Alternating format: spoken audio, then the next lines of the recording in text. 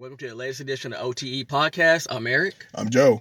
And today we're going to talk about the NIL, name, image, and likeness, and the transition from no NIL previously in college sports to the NIL. Now you can make money off your name, image, and likeness. As you should, because it's your name, it's your image, your likeness. I mean, if the college is making money, the players deserve a cut of it, because normally a 20-year-old, 18-year-old, they will be able to make money. So let them make money legally as opposed to other methods. I'm all for it. As you can hear and tell, Joseph is for the NIL. I am not as gung-ho as he is about it because I feel like it opens up the floodgates for, one, lack of focus on academics and lack of focus on the field. To me, the NIL just gives players a more credence to be selfish. We live in Oklahoma, so this is Sooner Nation. Yeah. Despite what you OSU Cowboys fans may say, this is Sooner Nation. They got some road named after them. There we go. There we go. We got Sooner right Road. Off of Sooner Road. You don't hear Cowboy Road. But anyway, we recently had a quarterback controversy with Spencer Rattler, OU quarterback. And, I want to say Kalen Williams. I might be wrong about that, but it's Williams.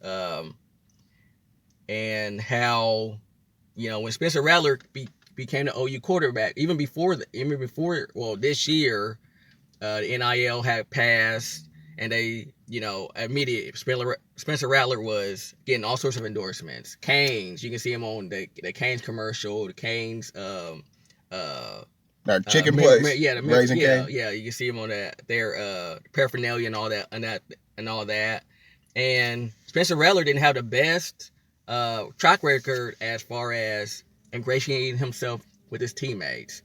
With with that, and his play on the field was kind of up and down, sort of sporadic. But so when you add in the NIL, it's like, really, is he really earning it? Is he really earning the accolades and the attention that comes with being a star athlete and being an OU quarterback? Is he really living up to that? So you're trying to say they're gonna get too Hollywood, they're gonna get a big head. Yeah, I think even bigger. I think to me it's kind of like when you go into college. It's kind of like when you go into college, you're going for the love. I know that may sound idealistic, but when you go into college, if it feels like, yes, you want this to become your profession, you want to try to get an NFL, NBA, whatever the case may be. But you're still going there as a hungry athlete. Like you're all about the team. You want to do great individually so you can make more money later. But I see, to me, it's always been like a progression, a process. You're trying to get better and better. You're trying to progress as an athlete, as a student athlete. You're trying to learn as much as can. You go off to be the best man or woman you can, and you learn a craft. You learn how to better you try to learn how to be better at your craft so you start making money. Get to our next level. Yeah, get to the next level. And that to me, that was always the progression. I felt like that's always and I know it sounds romantic and idealistic, and that's not necessarily how life is. That's definitely not how college athletics works. But to me, I feel like those athletes that have done that have always felt well, not just on the athletic stage, but in life. But you give an athlete, just like you give a kid, too much on their plate, you're gonna set them up for failure. What do you think about that? I think that is a valid point there. Like, too much too soon, it could distract them and maybe decline. It could probably worsen their prospects overall because maybe they'll play worse because they're not less focused. Yeah, and I think that's valid, and that's a good point there. But it may affect like some star players, like some or people players that think they're stars. They might get a big head, but then I think there's some players that maybe have a more humble kind of vision, and they have more realistic of what they need to do to succeed. They're more realistic about it. I think yes, you'll get some caught up in it, but then you'll get most will probably be okay. Most probably okay because most that go play college sports don't even get to go to the professional. Okay, so the bulk of those guys, think about those linemen, those other people that are just in the trench that you'll never hear about. I think they'll be okay, and this will be a benefit to them, especially after their playing days. It might help them get, they might never get like a Raising Cane's deal. They might never get nothing like that, but it might help them. It might be useful for them, and it might help them stack a little money, maybe help them get a house or something after college because they might not get that contract. So for the majority, the vast majority, I think this is going to be beneficial. For the minority of those people that might get a big head, those are the ones that would have been susceptible to illegal practices anyway. I think that's going to help them stay out of trouble too, because now they don't got to take money under the table. Because he was going to seek out the money anyway, right? He was going to seek out some kind of compensation. So at least this way it's legal, it's above the table. He's not going to put his future at risk doing it this way. Makes sense. I see your point. I think to that point, it's kind of like, me and Joseph were talking about before we started this segment about blue chips. If you remember that, seeing in blue chips how they found out, what's his name? Rick? What's his name? That was Ricky. Was it Ricky? Was it Rick? I think it might be Ricky. But we saw that thing so many times. And we just watched movies over and over again back then. I know, but the star player at one time on Nick Nolte's team, Tony. It was Tony. Yep. When they found out Tony was shaving points.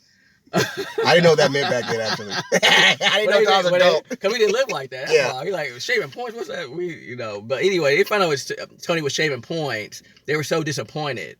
But Tony expressed the reason that he was shaving points because he had to pay for something for his mom, I believe. And they weren't, basically, it wasn't enough. For the scholarship wasn't enough for him, really to survive. Yeah. So he went to, illegal means. Well, I guess frowned upon means. We could say it's illegal. Yeah. Illegal. Definitely back then it was. Like it wasn't. It's something that you shouldn't have done. It was ethically not the right thing to do. Like shave points to get more money from people. Because you're putting your team in a compromised position. Exactly. You can't do that. But my point is that is it the person? I think the person would. What about that person that is struggling and doesn't do that? How can you make that argument for someone that is struggling just as much as the other person, but they go and choose that alternative route to try to get money? Well, it's a matter of character, and everyone's character is not equal. And some people, what may be a virtue to some people, like being strong and stoic and not giving to temptation, other people might call that being foolish. Like if you can have things easier or better, why not pursue that? That's some people's moral compass. People got different moral compasses.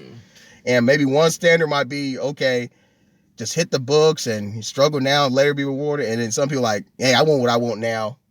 I'm going to try to get it, what I want now. So you can't say who's correct or who's incorrect. Both have its advantages because oftentimes if you wait too much, you might lose opportunity because maybe you might be struggling, waiting for that payday later, and you might, fall off a ladder or something. And now it's impossible. You can't give, and so it's hard to say which one's better, so each individual got to actually sit down and think about what path is best for them, what method is going to get them to the most success they can have in life. Makes sense.